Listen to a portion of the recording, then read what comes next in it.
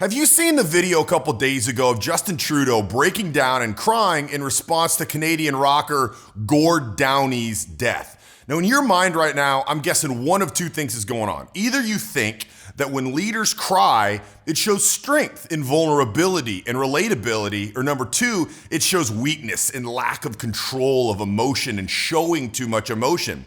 Now, at the end of the video, I want you to comment below what your thoughts are and why you think that. But in this short video, we're gonna watch the clip and then we're gonna break down what experts say about leaders crying. I'm gonna give you my thoughts about what I think about it so you can use this in your own life and make good decisions if it ever comes to that. Maybe you're a leader, maybe you're a manager, and there's an emotional issue going on, you know exactly how to handle it perfectly. So let's watch this clip. Lost one of the very best of us this morning.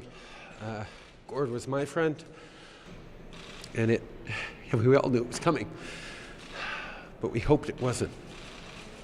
And I thought I was gonna make it through this, but I'm not.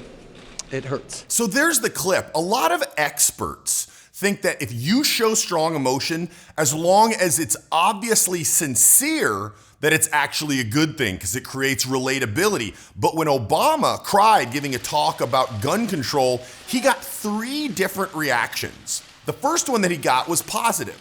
Seeing President Obama cry makes me proud to have a leader so moved by the stories and lives of Americans. But he was also questioned in his sincerity. Clearly the opposition is looking for any reason to go against you. He got a comment that said, "And the Oscar for the best fake crying to make an emotional point to push his anti-gun agenda goes to President Obama."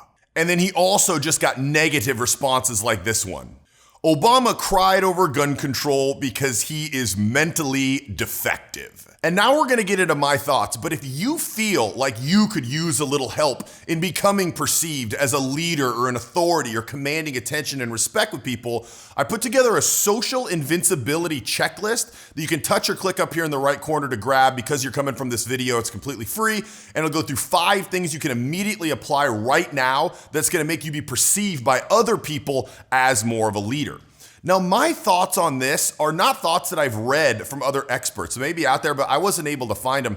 And I think it's okay for a leader to cry as long as it's about a death. If it's about a frustration of something, I've tried so hard to do this and I can't get it done, I think that shows a lack of emotional control. But if it's over something like death that we all universally mourn, I think it's actually good to show a little bit of vulnerability and relatability to do so.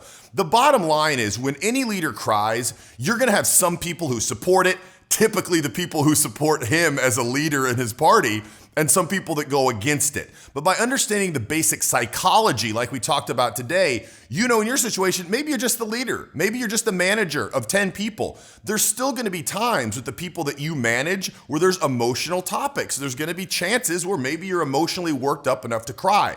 So now you know whether it makes sense from a psychological perspective or not. If there's one dude, if Billy's been hating you for 5 years since you've been the leader, it's likely Billy's gonna say, "Did you see that weak man cry?" Regardless what the situation, even if it's over a death. And even if you were to cry over frustration, something I don't think is the best thing to do, the people that like you are gonna be like, "Oh, it was so good just to see that strong, that honest and vulnerable side of Barron." So you're gonna get both sides of this, but from a psychological perspective, now you know how to do it. Have you seen this video yet right here? If you haven't, you're gonna like it. Click here to watch it. Or if you didn't download that social invincibility checklist, completely free. Click here and you can download it right now. I'll talk to you soon.